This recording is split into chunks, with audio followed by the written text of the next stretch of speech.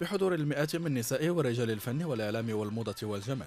انتظمت بمنتجع مزاجان السياحي نهائية مسابقة ملكة جمال المغرب 2012. 15 مرشحة وصلن إلى هذه النهائيات من أصل 2500 متبارية، وذلك بعد أن زارت قافلة المسابقة كل جهات المغرب. العنوان الأبرز لهذه المسابقة هو ملكة جمال بدون ملابس بحر، فقد لبست المتباريات وطوال أشواط السهرة القفطان المغربي الذي تفننت فيه المصممات المشرفات على المسابقة. خديناهم كلهم البنات اللي تسيليكسيوناو وجمعناهم وديناهم لمدينه تارودنت باش درنا معهم تدريبات، وهي في الحقيقه كانت تدريبات قاسيه بالنسبه لهم لانها تعلموا كيفاش يديروا يتمشاو، كيفاش يديروا يجلسوا، كيفاش ياكلوا، فريمون لو سافوار فيفر. اولا انا فاش جيت هنايا ما كنتش ناويه ندير هذه المسابقه، فاش شفت لي ميس واقترحوا عليا ليدي قبلتها. علاش؟ حيت لاول مره كدار هذا ليفينمون، وهذا ليفينمون الحمد لله الناس عاونونا وسندونا فيه، واللي عاوني فيه بزاف هو هاد لي ميس هادو اللي غادي يلبسوا لو جابادور افيك لو درابو ماروكان، ولو بوت ديالهم هما يمثلوا المغرب في دول اخرى. الجمهور الحاضر هنا وإلى جانب أطوار المنافسة استمتع بسهرة فنية متنوعة، حيث أبدع الفنان محمد رضا في مناسبتين محافظا على لونه الفني الخاص، وهو المزج بين الشعبي المعاصر والمغربي الأصيل.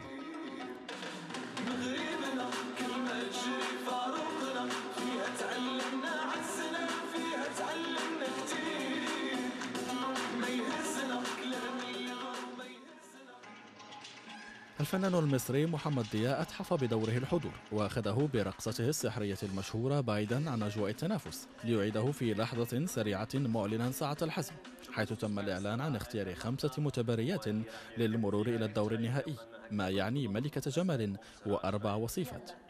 فرحانة بزاف وشاركت في هذه المسابقة، يعني كانت تجربة مهمة وممتعة. كنقول للمشاركات اللي ما فازوش بأنهم ماشي ما فازوش، وإنما بالعكس كسبوا ثقتنا، صداقتنا، تقاسمنا بزاف ديال الأشياء. وكنتمنى لسارة الرابحة الفائزة أنها تكمل المشوار ديالها وما هذه إلا البداية. الجمال، البساطة والرصيد المعرفي معايير حددت لاختيار الفائزة. العملية التي شارك فيها الجمهور عبر ملء قصائم وزعت عليه، وذلك بحضور موثق قانوني. عملية أفرزت ممثلة العاصمة الاقتصادية لتحمل تاج ملكة جمال المغرب. مشرفة بزاف أن الناس اختاروني، وأنا جيسبيغ أنني نقدر نشرف المرأة المغربية على الصعيد الوطني بأحسن الصور إن شاء الله، ويا ربي تقدرني على هذه المهام. شكرا. سيارة من الشركة المحتضنة ومبالغ مالية عبارة عن شيكات تعهدت بتسليمها بعض الشركات المساهمة في الحدث. هذا هو ما فازت به المتوجة إضافة إلى تمثيلها المغرب في المسابقة العالمية. تم إذن الإعلان عن لقب ملكة جمال المغرب 2012. شابة سارة ذات 19 عاما قالت أن أكبر أحلامها رعاية الأيتام والفقراء، لينضاف جمال الخلق لنبل الأخلاق، وتقول ببساطة: أنا ملكة جمال المغرب، فانتظروني في مسابقة ملكة جمال العالم. يوسف شكري، الحرة الجديدة.